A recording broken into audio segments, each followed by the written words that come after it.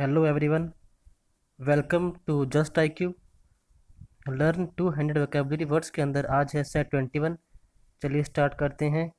आज जो 5 वर्ड्स पढ़ने वाले हैं वो है ये थम्पिंग, स्पेक्टर, इनएफेबल, डॉलरस और स्क्रीच।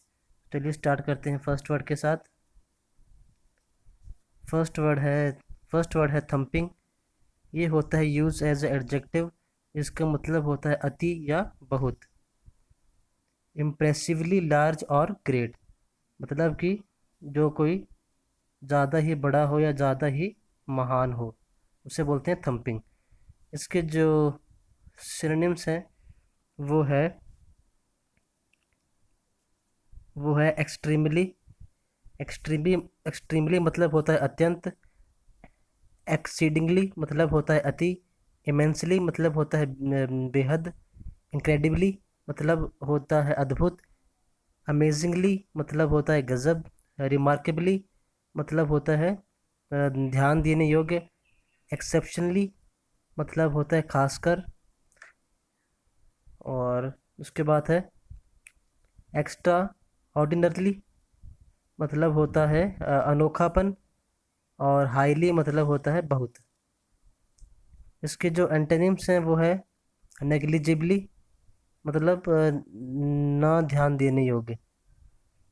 ना ध्यान देने योग्य। ना ध्यान देने योग्य। सेकंड वर्ड है स्कैंटली, मतलब होता है कम। मिनिमली मतलब होता है न्यूनतम। स्कैर्सली मतलब होता है शायद ही। बेयरली मतलब होता है कि केवल। बेयरली मतलब होता है सिर्फ या फिर केवल। नेक्स्ट वर्ड है मीगरली। मीगरली नेक्स्ट वर्ड है मीगरली। इसका मतलब होता है अत्यंत कम या फिर केवल।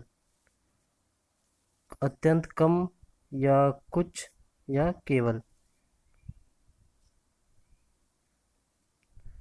इसका जो एग्जांपल है वो है एक्सरसाइज बाइक्स।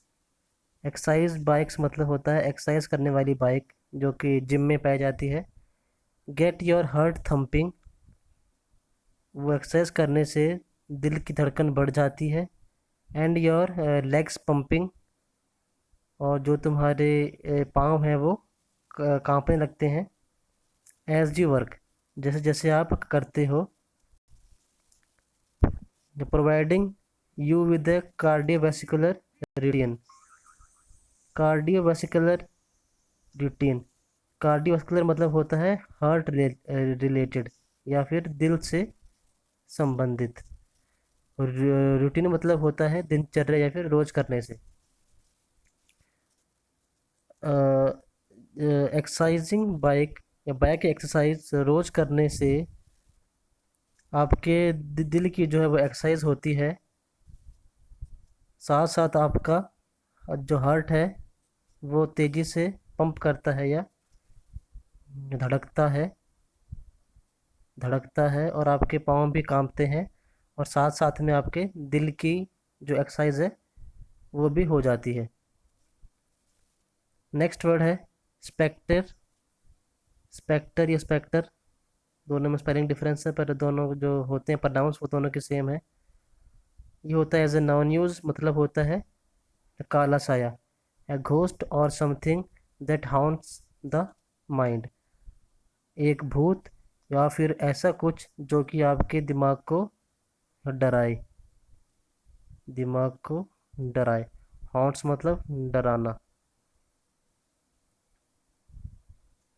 इसका जो सिनोनिम्स है वो है स्पिरिट। स्पिरिट मतलब होता है आत्मा। फैंटम मतलब होता है प्रेत। फैंटम मतलब होता है प्रेत। इसका जो एग्जांपल है वो है sweeping shutdowns and resulting layoffs in many countries raise the spectre of global recession. Sweeping shutdown मतलब जिस तरह से शटडाउन हो रहे हैं पूरे दुनिया में। एंड रिजल्टिंग ले ऑफ, परिमाण स्वरूप सब कुछ धीरे धीरे बंद कर दिया जा रहा है या फिर रोक लग रही है हर चीज़ों पे।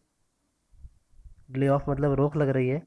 इन मैनी कंट्री, बहुत देशों में, raise the spectre of global recession, इसकी वजह से पूरे ग्लोब में मंदी या कह सकते हैं गरीबी, मंदी या गरीबी रेज हो रही है, मतलब बढ़ रही है, इंक्रीज हो रही है।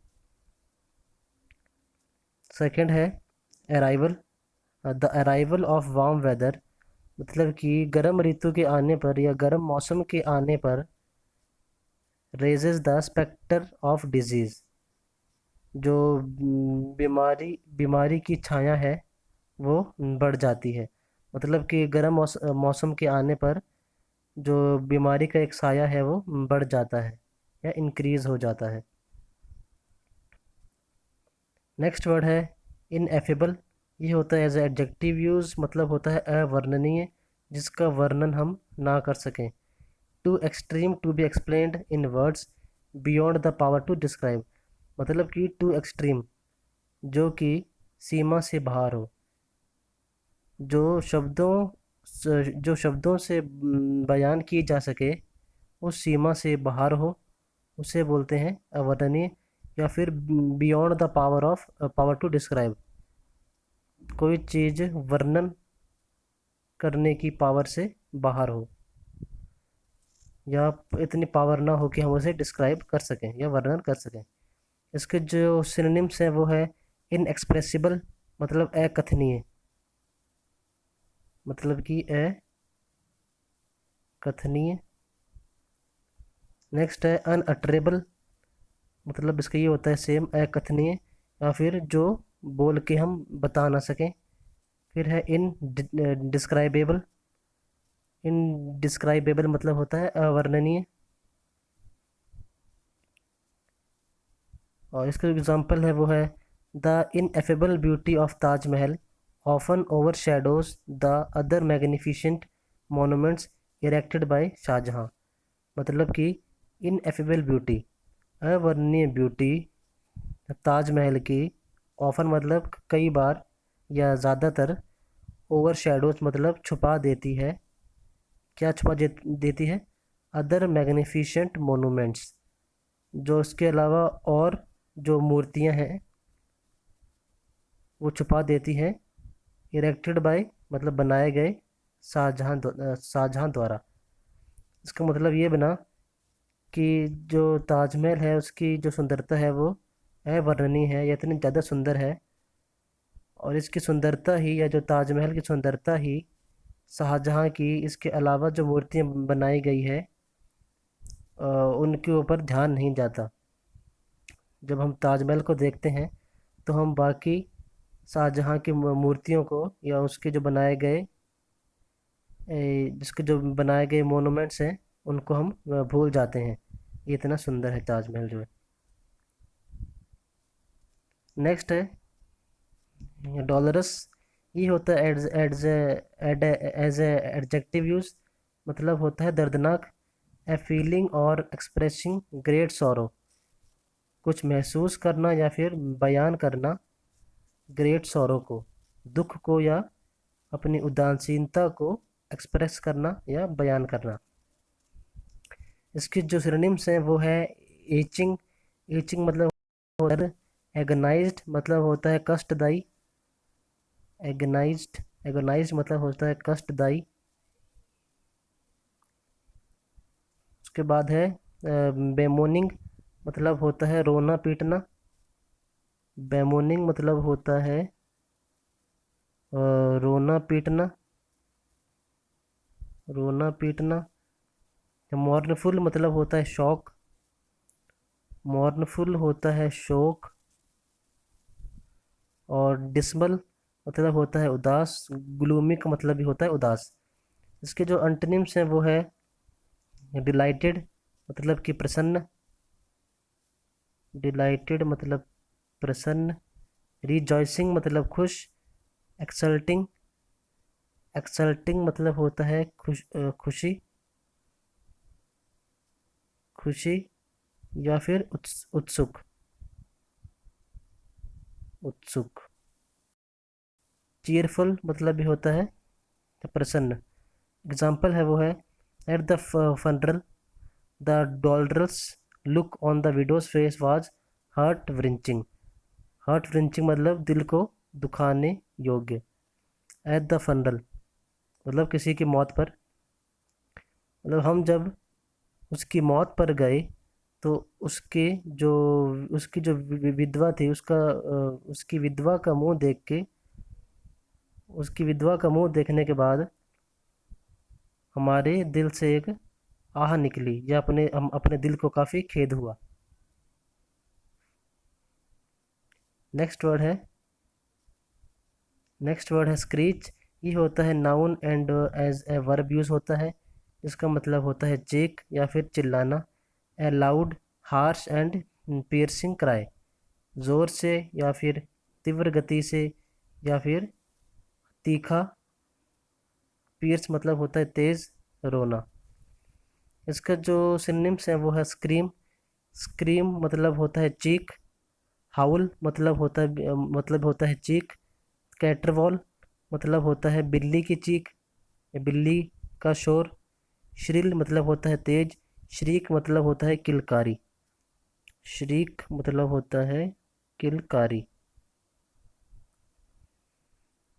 स्क्वील मतलब होता है चिल्लाना। स्क्वील मतलब होता है चिल्लाना। इसके जो एंटोनिम्स हैं वो है विस्पर, मरमर। विस्पर मतलब होता है फुसफुसाना या धीरे से बोलना। फुसफुसाना। मरमर मतलब होता है मंद ध्वनि। मंद ध्वनि या फिर धीमी ध्वनि।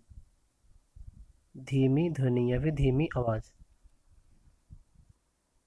तो जो एग्जाम्पल है वो है indeed people from across the country have return to me complaining about not only the barking dogs but also screeching peacocks among other things। मतलब कि केवल यह नहीं कि अलग अलग शहरों से मुझे लिखकर कंप्लेन की है कि कुत्ते भौंकते हैं। कुत्ते भौंकने केवल कुत्ते भौंकते हैं इसी की मुझे कंप्लेन नहीं आई है, मुझे इसके अलावा मोर होते हैं पिकॉक, पिकॉक के रोने की आवाज़ या मोर के किलकारी की आवाज़ आती है, उसकी भी मुझे कंप्लेन आई है। मतलब कि मुझे ओनली कुत्तों के भौंकने की कंप्लेन नहीं, मोर के रोने की आवाज़ें की भी कंप्लेन आई है। तो ये थे आज के 5 words and thanks for watching.